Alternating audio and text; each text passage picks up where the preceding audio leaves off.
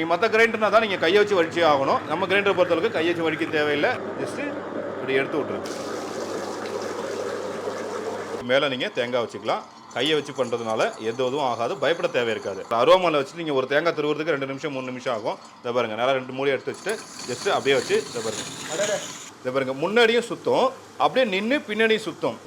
தக்காளி வெங்காயம் எல்லாத்தையும் வதக்கிட்டு கூட நீங்கள் அப்படியே போட்டுக்கலாம். அதை பாருங்கள், இந்த மாதிரி பார்த்தீங்கன்னா தக்காளி வெங்காயம் இது வந்து குழம்பு மசாலா, கறி குழம்பு மசாலாலாம் அரைச்சிக்கலாம். அதுக்கா இதை பாருங்கள், இதோ மிளகாய் போட்டிருக்கேன். அப்புறம் வறுத்த மல்லி, அவ்வளோதான். இந்த மாதிரி பார்த்தீங்கன்னா ஃபுல்லாக பார்த்தீங்கன்னா மசாலா வந்து அரைச்சி வெளியே தள்ளிடும். மாவை கொட்டிடுங்க.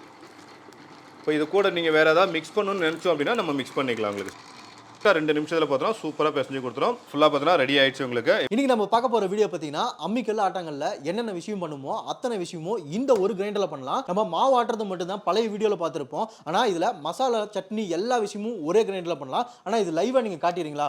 இது ஃபர்ஸ்ட் என்ன அப்படின்னு வச்சுக்கலாம், வீட்டில் வந்து எல்லாரும் வீட்லையுமே கிரைண்டர் தனியாக வச்சுருப்பாங்க, மிக்ஸி தனியாக வச்சுருப்பாங்க. ஆனால் நம்ம கொடுத்துருக்குது என்னன்னா 2 சேர்த்து ஒன்றா கொடுத்துட்டா மசாலா கிரைண்டராக கொடுத்துட்டோம். உங்களுக்கு ரொம்ப சூப்பராக இருக்குது. 2 லிட்டரில் கொடுத்துருக்கோம். சுவிட்சை ஆன் பண்ணிட்டோம் அப்படின்னா கிரைண்டர்னா என்ன ஆகும், கல்லும் சுத்தம் ட்ரம்மும் சுத்தம் இல்லையா? ஆனால் நம்ம கிரைண்டர் பாருங்கள், ட்ரம்மு வந்து அப்படியே தான் இருக்கும், கல் மட்டும் தான் சுத்தம். இதுதான் பழைய காலத்து ஆட்டாங்கல் கிரைண்டர். உங்களுக்கு நீங்கள் இந்த பக்கம் திருப்பினீங்க அப்படின்னு வச்சுக்கலாம், இது ஆப்போசிட் ரொட்டேஷன். அம்மிக்கல் எப்படி நீங்கள் வந்து அரைக்குமோ அதே மாதிரி முன்னாடியும் தள்ளும் பின்னாடியும் தள்ளும். இன்னொன்று டைமரும் கொடுத்துருக்கோம். அதுக்கு பாருங்க 5 நிமிஷம் 10 நிமிஷம் இது மாதிரி டைமர் இருக்குது. நம்ம மசாலாலாம் அரைக்கிறீங்க அப்படின்னா டைமர் செட் பண்ணி வச்சு அரைச்சிடலாம். மாவு அரைச்சிச்சுன்னா எல்லா கிரைண்டர்லையுமே நம்ம தான் கையை வச்சு வடிச்சு அள்ளியாகணும். ஆனால் இந்த கிரைண்டரை பொறுத்தளவுக்கு அதுவாக வெளியே தள்ளும். அதுவும் நான் எப்படின்னு காமிக்கிறேன். சுவிட்ச் ஆன் பண்ணிட்டுங்க, கல் சுற்ற ஆரம்பிச்சிடும். இது வந்து ஃபஸ்ட்டு நல்லா தண்ணியை ஊற்றிடுங்க. அதுக்கு முன்னாடி இந்த மூடி வந்து லூஸாக இருந்துச்சுன்னா கரெக்டாக டைட் பண்ணிக்கங்க. நீங்கள் உளுந்து அரிசியோ எதுவும் இருந்தாலும் நீங்கள் உளுந்தும் போட்டு அரைச்சிக்கலாம், அரிசி அரைச்சிக்கலாம், கடலை பருப்பு அரைக்கிறீங்க அதுவும் பண்ணிக்கலாம், வடக்கி அரைக்கிறீங்களா கொரப்பாக அரைக்கிறீங்களா எப்படி வேணுமோ நீங்கள் அப்படி வந்து பண்ணிக்கலாம். சூப்பராக இருக்கும். ஸோ இட்லிலாம் பார்த்தீங்கன்னா நல்லா பஞ்சு மாதிரி பார்த்தீங்கன்னா இட்லி வந்து சூப்பராக எடுக்கிறதுக்கு இந்த கிரைண்டர் வந்து ரொம்ப ரொம்ப சூப்பராக இருக்கும். மெயினாக பாருங்கள் சவுண்டு பாருங்களா, சுத்தமாக சவுண்டுங்கிறதே இருக்காது. நான் எல்லா உளுந்துமே போடுறேன். தண்ணி ஆட் பண்ணிவிட்டு அப்படியே க்ளோஸ் பண்ணி வச்சுருங்க. இப்போ ஆனால் மேலெலாம் வந்து ஒட்டி இருக்கு இல்லையா, அதெல்லாம் நான் எப்படி வலிச்சு எடுக்கிறது? இதுக்கு பார்த்தீங்கன்னா இந்த மாதிரி ஸ்பூன் ஒன்று கொடுக்குறோம் பாருங்க. இப்போ நம்ம ஏற்கனவே என்ன சொல்லியிருக்கோம், கை வைக்காமல் நம்ம வந்து மாவு வெளியே வரும்னு சொல்லியிருக்கோம். நீங்கள் அரைக்கும் போது கை வைக்க தேவை இருக்காது. இந்த மாதிரி ஸ்லேகான் ஸ்பூன் கொடுத்துருக்கோம். இந்த ஸ்பூனை வச்சு இப்படி நீங்கள் ஒட்டி இருக்கிற இடத்துல லைஸாக அப்படி பருப்பு இருந்துச்சுன்னா அப்படி தள்ளி விட்டுருக்கலாம். நீங்கள் மாவு அரைக்கும் போதும் கையை வச்சு அரைக்க தேவை இருக்காது, போட தேவையில்லை, தள்ள தேவையில்லை. அதே நேரத்தில் எடுக்கும் போதும் நம்ம கையை யூஸ் பண்ண தேவையில்லை. பாருங்கள் எவ்வளோ போட்டோம், 2 நிமிஷத்துலேயே பார்த்தீங்கன்னா சூப்பராக பார்த்தீங்கன்னா அரைச்சிச்சு பாருங்கள். இது வந்து அதிகபட்சம் பார்த்தீங்கன்னா ஒரு 8 to 10 மினிட்ஸ் தான். அதுக்குள்ளேயே பார்த்தீங்கன்னா ரெடி ஆயிடுச்சு. இதை நான் டெஸ்ட் பண்ணி காமிக்கிறேன் எந்த அளவுக்கு பாருங்கள் எவ்வளோ சாஃப்ட்டாக வந்துருக்குன்ட்டு. அவ்வளோ சூப்பராக பார்த்தீங்கன்னா நல்லா சாஃப்ட்டாக வந்துடும். இப்போ அரைச்சி முடிச்சதுக்கப்புறம் அதை எடுக்கணும் அப்படின்னு நினச்சிங்க அப்படின்னா நீங்கள் வந்து கையால் வழிக்கணும் அப்படிங்கிற அவசியம் கிடையாது உங்களுக்கு. இதற்கு பாருங்கள் முன்னாடி இருக்கலையே மூடி, இந்த மூடியை வந்து நல்லா அப்படி சென்டராக வச்சுட்டு எந்த அளவுக்கு நீங்கள் உள்ள மாவு இருக்கோ அதுக்கு தகுந்த மாதிரி பெரிய பாத்திரமாக வச்சுங்க. பெரிய பாத்திரத்தை வச்சுட்டு இதை பாருங்கள் இந்த மூடியை மட்டும் திறந்துருங்க. இதை பாருங்கள் அவ்வளோதான். இந்த பதில் பார்த்தீங்கன்னா அதுவாக வெளியே தள்ளி விட்டுரும். நீங்கள் மற்ற கிரைண்டர்னா தான் நீங்கள் கையை வச்சு வடிச்சே ஆகணும். நம்ம கிரைண்டரை பொறுத்தளவுக்கு கையை வச்சு வடிக்க தேவையில்லை. பயப்படாமல் பார்த்தீங்கன்னா நம்ம அதை யூஸ் பண்ணிக்கலாம். ரொம்ப ரொம்ப ஈஸியாக இருக்கும். எவ்வளோ சைஸுக்கு நீங்கள் வந்து பெரிய பாத்திரமாக வச்சிட்டிங்கன்னா அதுவோ உள்ளே வெளியே தள்ளிடும். உளுந்து மாவு மட்டும் நான் அரைச்சி காமிச்சிருக்கோம். வீட்டில் நீங்கள் அரிசி மாவும் அரைச்சிக்கலாம். உங்களுக்கு ரொம்ப சூப்பராக அரைக்கும். மற்ற கிரைண்டரை விட ஸ்பீடாக அரைக்கும். மெயின் என்ன அப்படின்னா ஹீட் ஆகாமல் அரைச்சி கொடுக்கும். இப்போ நீங்கள் க்ளீன் பண்ணணும் அப்படின்னு நினச்சிட்டிங்க அப்படின்னு வச்சிங்களேன், பாருங்கள் வழிச்சு கொடுத்துட்டு இந்த மூடி இருக்குது பாருங்கள், திரும்ப அந்த மூடியை வச்சு லாக் பண்ணிவிடுங்க. முதல்ல நல்லா லாக் பண்ணிவிட்டு இப்போ இது உள்ளே வந்து கல் முங்குற வரைக்கும் நீங்கள் ஊற்றினா போதும். தெளிக்காது. நீங்கள் இந்த மாதிரி பக்கெட்லேயும் தண்ணி ஊற்றிக்கலாம். அப்படி இல்லை அப்படின்னா சிங்கில் பக்கத்தில் வச்சுட்டு கூட நீங்கள் பண்ணிக்கலாம். ஜஸ்ட்டு இப்படி எடுத்து விட்ருங்க.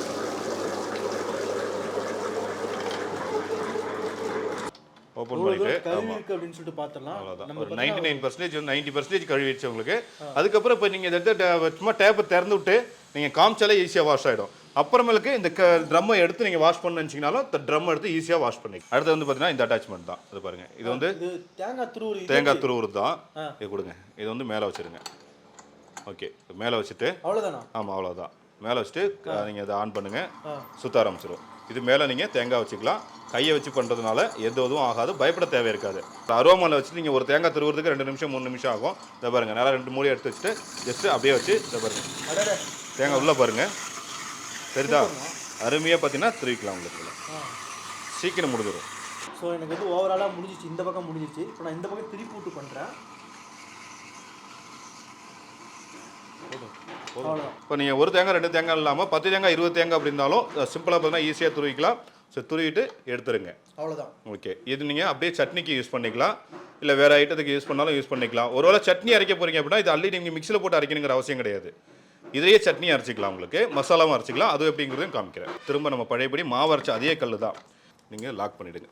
இதுங்க பிறகு 2 சைடு இதில் வந்து டைமர் இருக்குது பாருங்கள். இப்போ நீங்கள் டைமர் வந்து ஆன் பண்ணிடணும். ஒரு 5 நிமிஷம் வைக்கிறீங்க, இல்லை 10 நிமிஷம் வைக்கிறீங்க, உங்களுக்கு எவ்வளோ வேணுமோ அவ்வளோக்கான டைம் வச்சுட்டு இதை ஆன் பண்ணிட்டீங்க அப்படின்னா இதை பாருங்க, முன்னாடியும் சுத்தம், அப்படியே நின்று பின்னாடியும் சுத்தம். அதனால் என்னன்னா, எப்படி நம்ம கல்லில் அரைக்கிறீங்களோ ஆட்டாங்க நம்ம அம்மிக்கல் எப்படி அரைப்போமோ அதே மாதிரி தான். இப்போ நிறைய ரெஸ்டாரண்ட்லாம் நீங்கள் பார்த்துருப்பீங்க, சட்னி வந்து ரொம்ப டேஸ்ட்டாக இருக்கும். ஏன்னா அவங்க வந்து ஸ்லோ ப்ராசஸில் அரைக்கிறனால தான் அது வந்து டேஸ்ட் வந்து கிடைக்குது.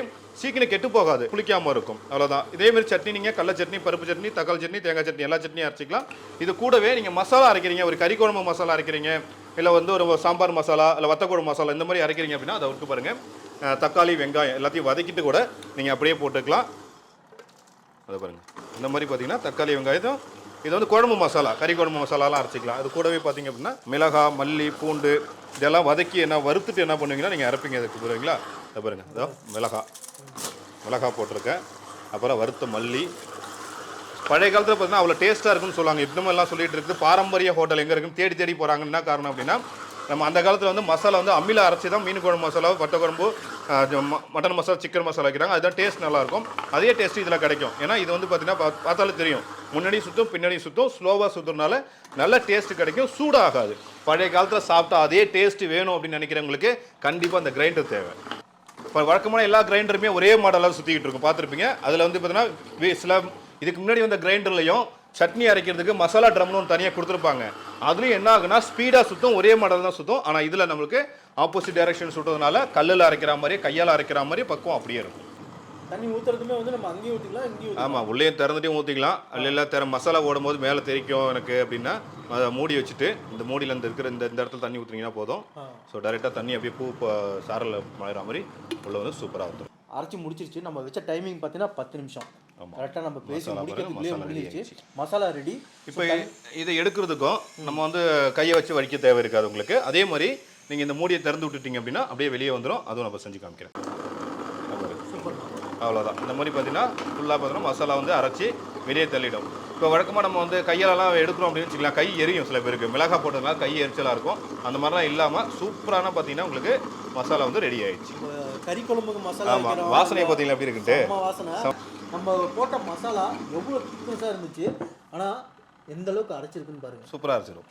இது வந்து என்னன்னா சூடாகாமல் ஸ்லோ ப்ராசஸில் அரைச்சிது இது. ஸோ டைமிங்குமே பார்த்தீங்கன்னா ஒரு 10 நிமிஷம் நம்ம வச்சோம்.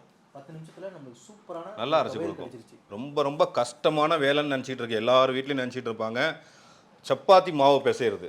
ஏன்னா ஆமாம், கையெல்லாம் பிடிச்சி அமுக்கி பிசைஞ்சு கையெல்லாம் பிசுப்பாக ஒட்டி பாத்திரத்தை ஒட்டிக்கிட்டு க்ளீன் பண்ணுறது கஷ்டப்பட்டுக்கிட்டு யாரும் வேண்டாப்பா போப்பாட்டு கடையில் போய் வந்துடுவாங்க கரெக்டுங்களா.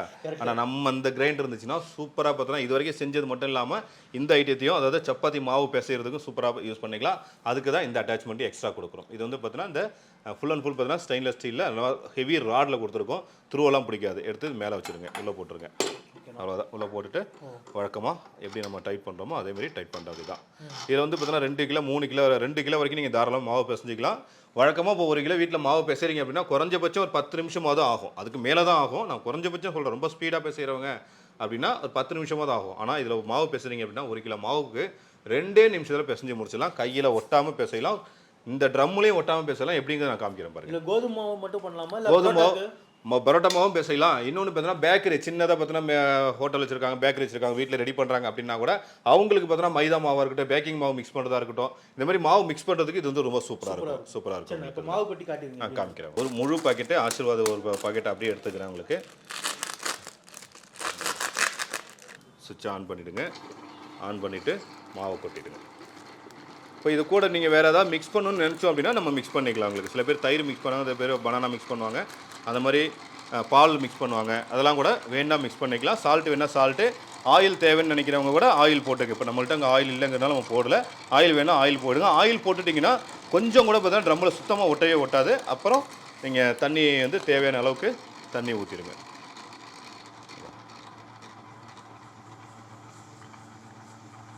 தண்ணி தேவைங்கிற அளவுக்கு நம்ம ஊற்றிக்கலாம். வேணுங்கிற அளவுக்கு நீங்கள் தண்ணி வந்து இதில் ஊற்றிக்கலாம். உங்களுக்கு இதில் அவ்வளோதான். ஃபுல்லாக உங்களுக்கு தேவை. இப்போ 1 கிலோ மாவுக்கு நீங்கள் 1 லிட்டர் தண்ணி யூஸ் பண்ணீங்க, 1/2 லிட்டர் தண்ணி யூஸ் பண்ணீங்கன்னா அதையும் மொத்தமாக போட்டுட்டிங்கன்னா கரெக்டாக 2 நிமிஷத்தில் பார்த்தோன்னா சூப்பராக பிசைஞ்சு கொடுத்துரும்.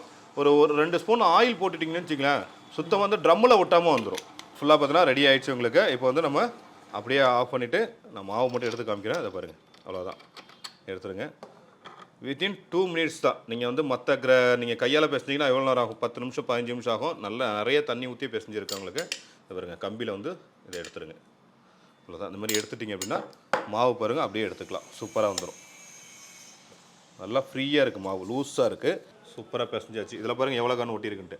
அப்படியே நீங்கள் சிங்கில் வச்சு லைஸாக டேப்பை திறந்து விட்டு ஒரு கையால் தேய்ச்சிங்கன்னா ஈஸியாக பிசைஞ்சிக்கலாம். இதே நீங்கள் கையால் பேசுன்னு நினச்சிக்கலாம் எவ்வளோ நேரம் ஆகும்?